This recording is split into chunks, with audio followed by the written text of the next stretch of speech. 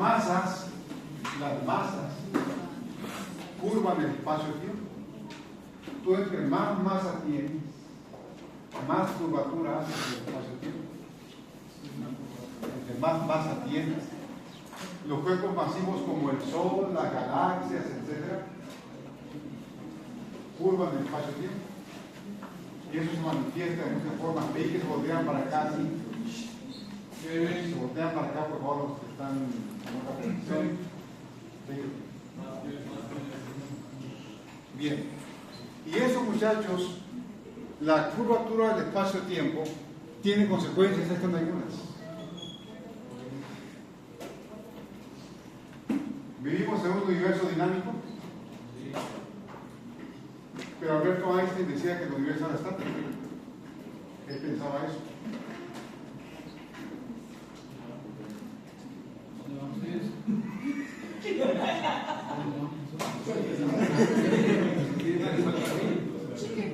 Sí. Ahora bien, pensemos un poquito. La fuerza de gravitación, ¿cómo es? ¿Atractiva o repulsiva?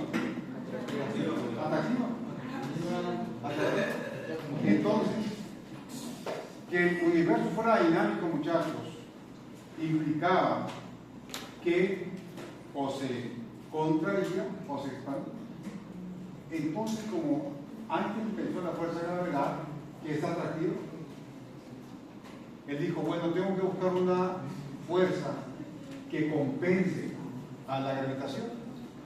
Y a esa fuerza él le llamó la constante cosmológica, lambda. Era una fuerza que equilibraba la atracción de la gravedad. ¿Sí? Él dijo, para que el universo esté estático, voy a añadir una constante cosmológica que equilibre la atracción gravitacional, porque él creía firmemente que el universo era estático. ¿Okay?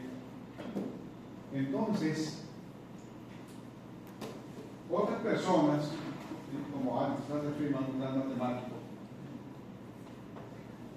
demostraron que Albert Einstein estaba equivocado. Que con su gran sapiencia le dijeron este señor Friedman y otros que sus cálculos estaban equivocados. Ellos matemáticamente encontraban que el universo era dinámico, no estático. Esta persona muy importante en la ciencia, en la relatividad, Alexander Friedman, yo conocía al hijo de él en California, un gran físico también, un hombre de mucho renombre en física actual. Ellos, ese hombre de Albert Einstein estaba equivocado, que el universo era dinámico, no estático. Einstein no quería reconocer su error, pero finalmente tuvo que hacerlo. Ustedes saben, los descubrimientos científicos se hacen en journals. ¿Sí? Cuando ustedes sean grandes, cuando sean investigadores, supongo, van a publicar papers. ¿Sí? Y ahí los papers se contradicen o se apoyan las cosas, ¿no? Científicamente. En algunos journals, Einstein siempre está equivocado. Como en eso, todos dicen que Einstein escribió en la revista donde Friedman había escrito, y él le dijo que no, que estaba equivocado Friedman, pero Friedman le mostró a Einstein que estaba en la realidad, que el universo era realmente dinámico. Entonces, vean, hoy, ¿qué es lo que se acepta hoy en nuestro siglo? Que el universo es un sistema dinámico. Vivimos en un universo dinámico, no en un universo estático. Y aquí entra a la historia de la ciencia un gran personaje. ¿Han escuchado hablar de George Lemaitre? Él era un sacerdote, pero era un gran matemático también. Ahí veo algo de sus datos biográficos. ¿Sí? Estudió astronomía, matemáticas. Y entonces él se concentró en estudiar cosmología, la historia del universo. ¿Y qué descubrió George Lemaitre? ¿Qué descubrió? Bueno, él también se puso a investigar sobre el origen del universo, o la condición si era estático o dinámico. él también apoyó la idea de que el universo era un sistema dinámico. Él era católico y él creía que la ciencia y la fe no deben mezclarse. ¿Sí? La teoría del Big Bang que él estableció, George Lemaitre es considerado como el padre de la teoría del Big Bang. Y él lo hizo como una idea aparte de la ciencia. Él decía, la ciencia y la fe no se relacionan. Y en base a eso, él estableció sus teorías. ¿Okay? Y entonces, ¿qué fue lo que propuso Lemaitre? Bueno, antes de Lemaitre debemos ver a Edwin Hubble, un astrofísico. El mayor descubrimiento de Hubble, han escuchado hablar del telescopio espacial Hubble. Este telescopio lleva el nombre en base a honor a este científico. Hubble descubrió, para empezar, que la galaxia no era la única galaxia en el universo. Hasta la época de Einstein y de él, se creía que la galaxia era todo el universo. Pero Hubble, con un telescopio ahí en California, descubrió la galaxia de Andrómeda. No sé si han visto la galaxia de Andrómeda en alguna fotografía, pero se ve así en telescopio. De aquí en la Tierra se ve como un puntito borroso. Está a 2.5 millones de años luz de nosotros. Pero Hubble descubrió que esa galaxia, muchachos, era un cuerpo alejado del sistema solar. Descubrió que era otra galaxia, lo cual soportieron también las ideas de Einstein, que pensaba que el universo era solamente la galaxia que vivimos nosotros. ¿Okay? ¿Y qué más? Bueno, ¿cómo demostraron los científicos que el universo se va expandiendo? ¿Cómo? Para eso voy a hacer una analogía. A ver, póngame atención a ver quiénes responden mejor. Tú estás parado en la acera de una calle y viene una ambulancia con la torreta prendida. La bocina, la sirena. Cuando se va acercando a ti, ¿qué pasa con el sonido? ¿Se hace más grave o más agudo?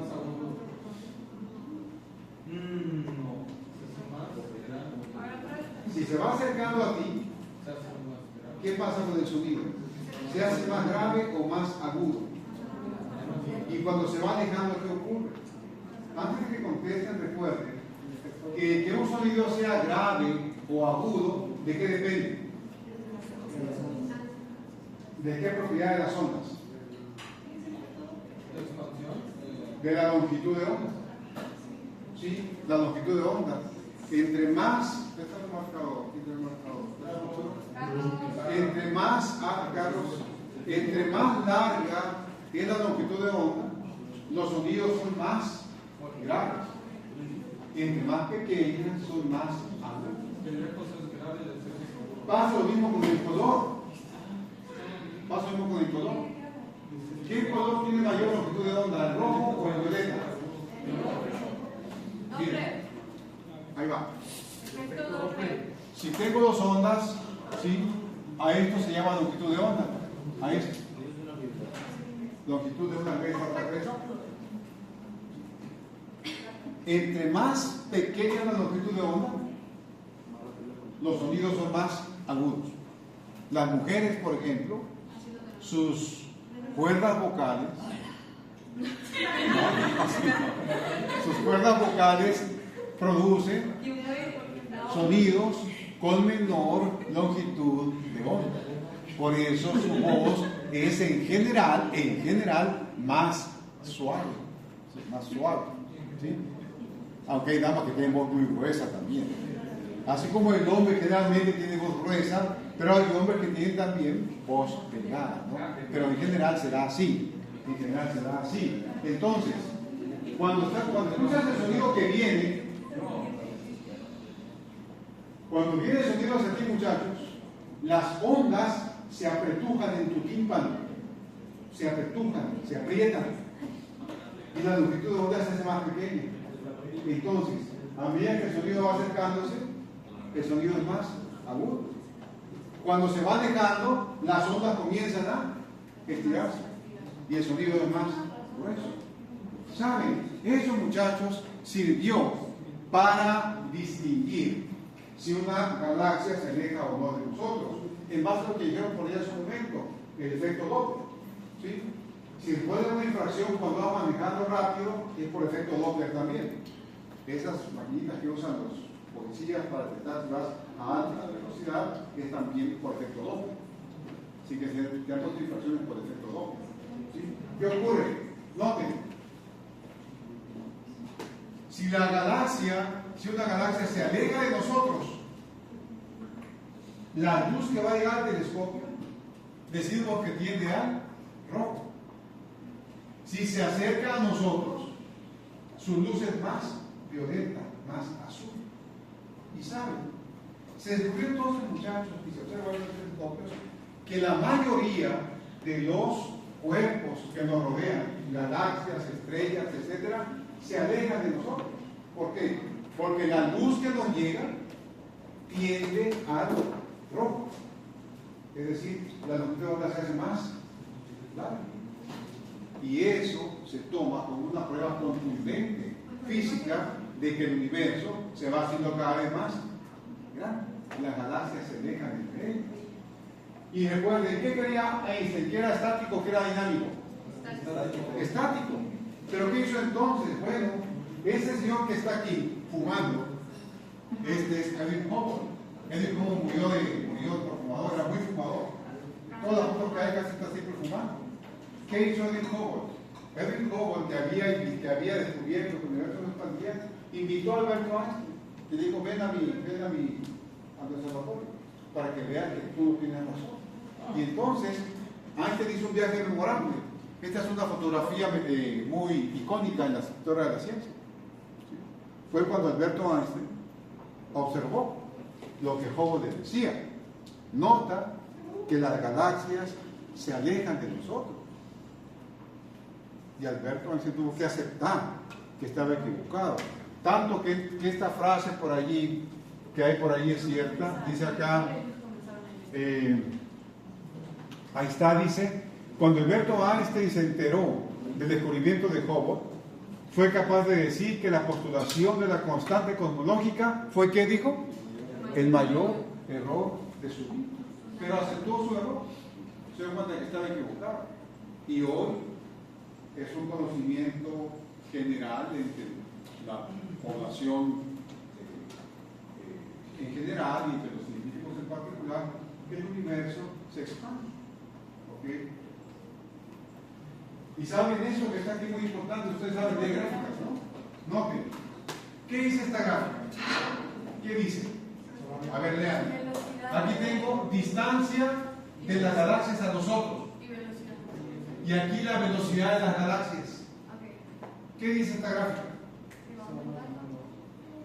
¿Qué dice? Entre más distancia aumenta la velocidad. Correcto, muy bien. ¿Sí? Entre más lejos está una galaxia de nosotros, muchachos, más rápido se aleja. Y eso se llama la ley de Hubble. Entre más lejos está un cuerpo de nosotros, más rápido se aleja. De allí que algunos especulan que actualmente el universo se expande a una velocidad mayor que la velocidad de la luz. Lo cual es algo pues, muy interesante de investigar. ¿Sí? El asunto de la expansión del universo es muy estudiado actualmente. ¿Okay? Y entonces vean, ¿en base a qué, muchachos? ¿En base a qué se estableció la teoría del Big Bang? Bueno, muy sencillo. Si el universo se va expandiendo hoy, ¿cómo era ayer? ¿Más pequeño o más grande? Más pequeño. ¿Y ayer? Y antes. Entonces, extrapolaron y dijeron, bueno, si el universo se va expandiendo, quiere decir que hubo un momento en el cual todos los soles, galaxias, estrellas, etcétera, estaban en un puntito. Al que Lemaitre llamó un átomo primigenio. Porque pues, dijeron, si se va expandiendo, quiere decir que antes, mucho antes, era un cuerpo totalmente insignificante, pero con una masa tremenda, una densidad muy alta. ¿Sí? Aquí está bien la deducción. Si el universo se va expandiendo, en el pasado debe haber sido más pequeño, remontándonos lo suficiente al pasado, el universo debe haber tenido un tamaño mínimo, a partir del cual se expandió. Una conclusión lógica fue que tuvo un comienzo en el tiempo. ¿Sí? Cuando esto ocurrió, muchachos, los adventistas de aquel tiempo se pusieron muy contentos, porque dijeron, bueno, la teoría del Big Bang apoya lo de Génesis. ¿Por qué? Porque el Big Bang establece un principio para el universo, contrario al pensamiento griego aristotélico, que decía que el universo era eterno. Y desde allí comenzaron esfuerzos en algunos círculos intelectuales de la Iglesia a hacer una mezcla entre la teoría del Big Bang y el relato del Génesis de la creación. Yo voy a mostrarles a continuación, voy a mostrarles la secuencia del Big Bang. Y al final, quiero que ustedes deduzcan si es posible establecer una compatibilidad entre la teoría del Big Bang y nuestra cosmovisión adventista. Bueno, aquí dije claramente que esta idea de un comienzo encontró el favor de los cristianos, quienes entendieron ese momento del pasado cuando todo comenzó a expandirse como el equivalente del principio de Génesis 1:1. ¿Sí? Entonces, yo les voy a mostrar ahora las etapas del Big Bang. Esto que les voy a mostrar muy complejo desde el punto de vista matemático. ¿Sí? Pero yo, obviamente, no puse nada de matemáticas. Y lo puse todo así en platicadito. ¿Sí? Porque quiero que ustedes entiendan. Yo voy a preguntar esto. Quiero que entiendan qué dice la teoría del Big Bang. Y al final, que ustedes emitan un juicio. ¿Es posible que sean compatibles la teoría del Big Bang con nuestra cosmovisión cristiana? ¿Ok? Empezamos entonces. Las etapas del Big Bang. Ahí está. Pregunto. ¿La Biblia establece una referencia temporal para el principio del universo? No lo establece. Solamente dice eso. Pero para empezar, noten, la cosmovisión o la cosmología del Big Bang habla de 13.800 millones de años.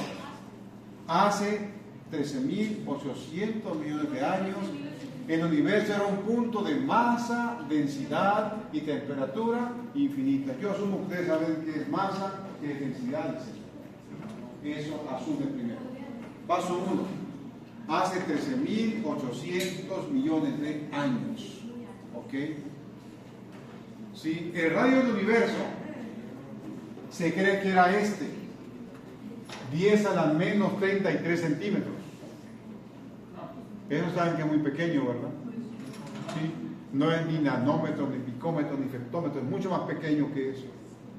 ¿Ok? Y una temperatura de 10 a la 32 kelvins.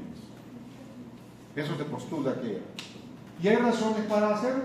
Hay razones para que se postule eso. ¿Ok? ¿Eso es una singularidad? Así le llaman. Una singularidad. Un punto de masa y densidad y temperatura muy alto. ¿Qué pasó? En ese momento, las leyes de la física que hoy conocemos no valían para nada. En esa singularidad, las leyes de Newton, leyes de Einstein, leyes de Hubble no funcionan para nada. Es una singularidad donde la física de hoy no se cumple. ¿Okay? ¿Qué más? Esta singularidad contenía el espacio-tiempo, la masa y la energía del futuro universo. Noten, el origen del tiempo, el origen del espacio, el origen de la materia. Si reflexionan un poco en eso, van a darse cuenta de que hay implicaciones muy profundas ahí. Yo hice un cálculo aquí nomás, hice un cálculo, no lo voy a poner que lo haga, hice un cálculo nomás para ver qué densidad podría haber tenido ese punto. Esta es la masa de la Vía Láctea nomás, miren. Es la masa de la Vía Láctea. Me puse a calcular su densidad, masa sobre volumen, y me lleva a una densidad de 4 por 10 a las 140 kilogramos por centímetro cúbico. ¿Sí saben qué es densidad ustedes, verdad? ¿Qué densidad tiene la sangre? En general, promedio.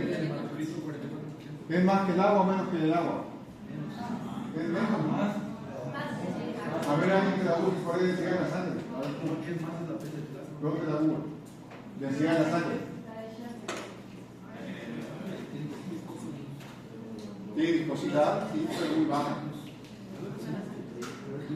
¿Cuánto vale?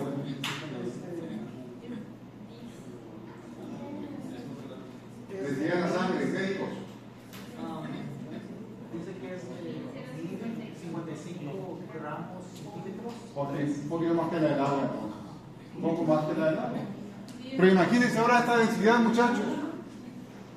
Y nomás considerando la masa de la galaxia. Es una densidad, pues, altísima, muy alta.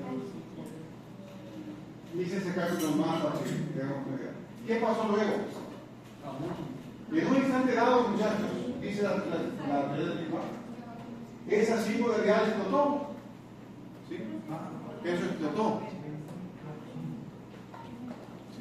¿Sí? Y esa explosión, pues, regó energía, materia, por todo el universo. ¿Qué había antes del Big Bang?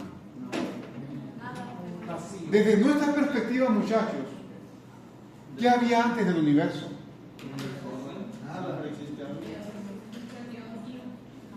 ¿Qué había antes del universo? Dios. Esa es mi perspectiva. ¿Sí? Y eso es muy profundo. ¿Requiere Dios el universo para vivir? ¿Requiere Dios el tiempo para vivir?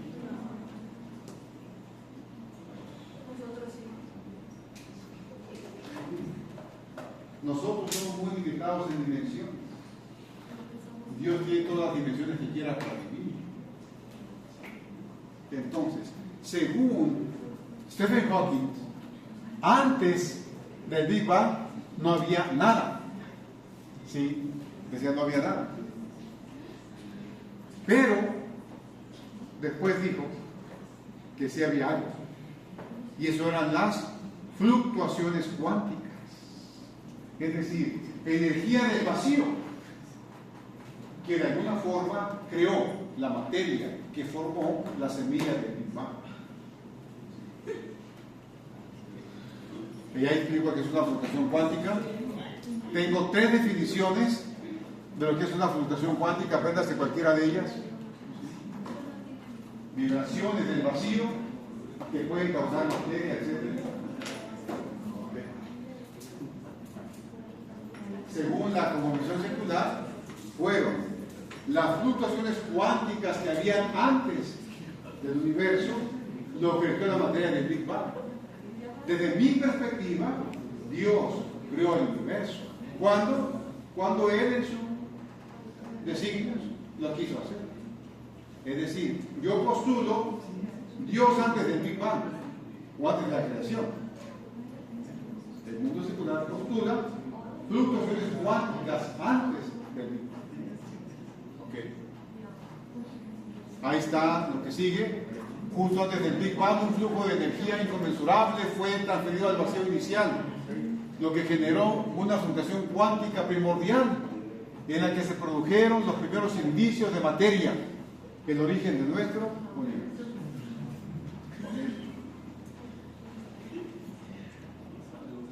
Paso 4 del Big Bang. ¿Y qué pasó luego?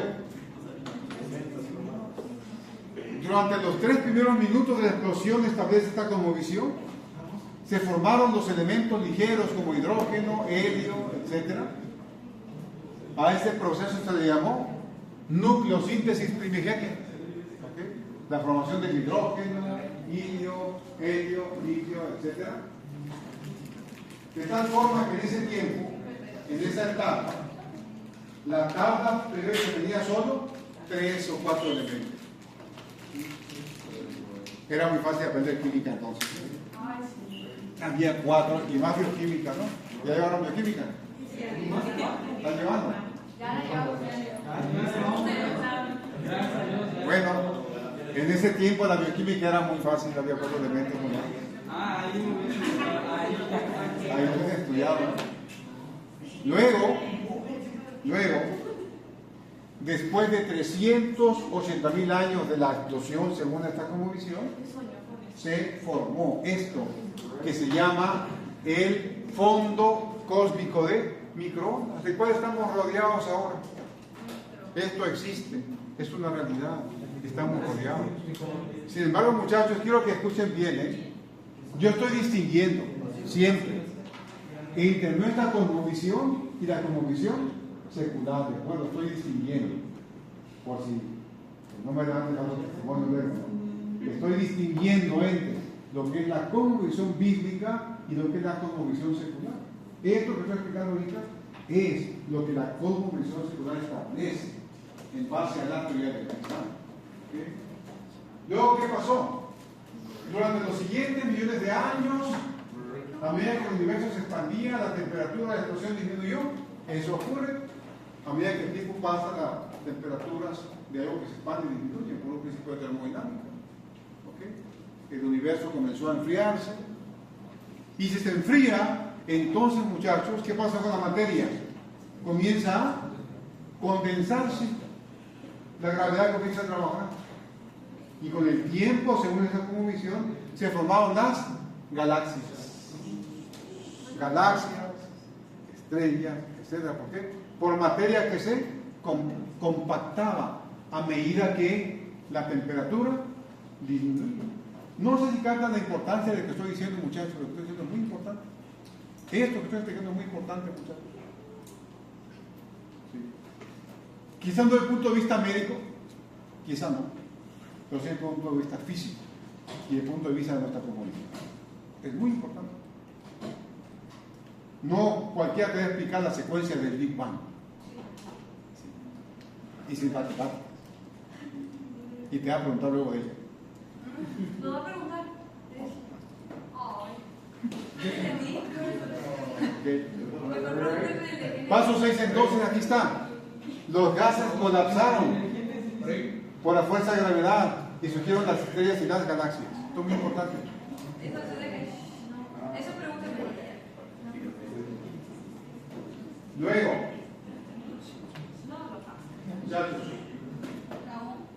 hace unos 4.600 millones de años, el Sol se formó también por la atracción gravitacional de estas mezclas de gases y helio, ¿sí? Y se formó lo que se llamó una masa protosolar que rotaba a altas velocidades. Cuando algo rota a altas velocidades se generan fuerzas ¿de qué tipo? Centrífugas, correcto. Fuerzas centrífugas. Y entonces, muchachos, como resultado de esas fuerzas centrífugas, se desprendieron pedazos de la masa protosolar, se desprendieron bloques de fuego, ¿sí? Y esos bloques que se fueron desperdiciando o desprendiendo formaron los planetas. Los planetas. Se desprendían los pedazos, se enfriaban, se formaban los planetas, y con el paso del tiempo que tuvimos, la Tierra también. La Tierra era, según esta cosmovisión, muchachos, en el principio una masa de fuego. una masa de fuego. Y ya tengo que acabar, ¿verdad? ¿Ya es todo? Ya son 11:56. No, en la agenda hay un examen programado para la próxima clase, ¿verdad? Sí, la próxima. No lo voy a poner porque ¿Qué no semana de oración? ¿Qué semana de oración? ¿Cuándo? No se pone el papelito. ¿Semana de oración? Sí, a menos que el papelito lo hagamos por apuntes aquí. Ok, por lo pronto la próxima clase no va a haber examen. No va a haber examen. Voy a acabar con esta unidad primero. Ahí me quedo. O lo hacemos, pero... No, la próxima clase no hay examen. Luego veo si la siguiente, pero la próxima. La próxima no hay, el martes no hay. Martes no hay examen. ¿Sí? Pero sí hay clase. Por supuesto. Es que dijo que no había clase. No, clase sí. Y no va a pasar lista porque pues, llegué muy tarde. Yo.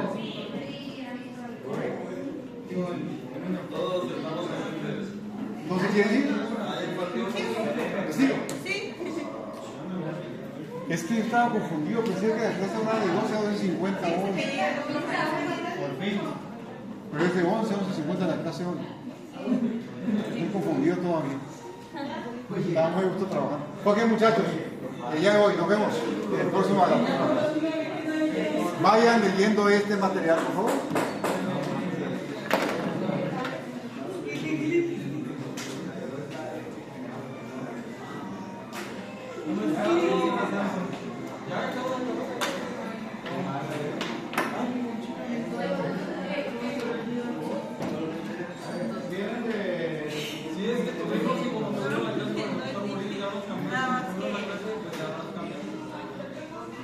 Hola,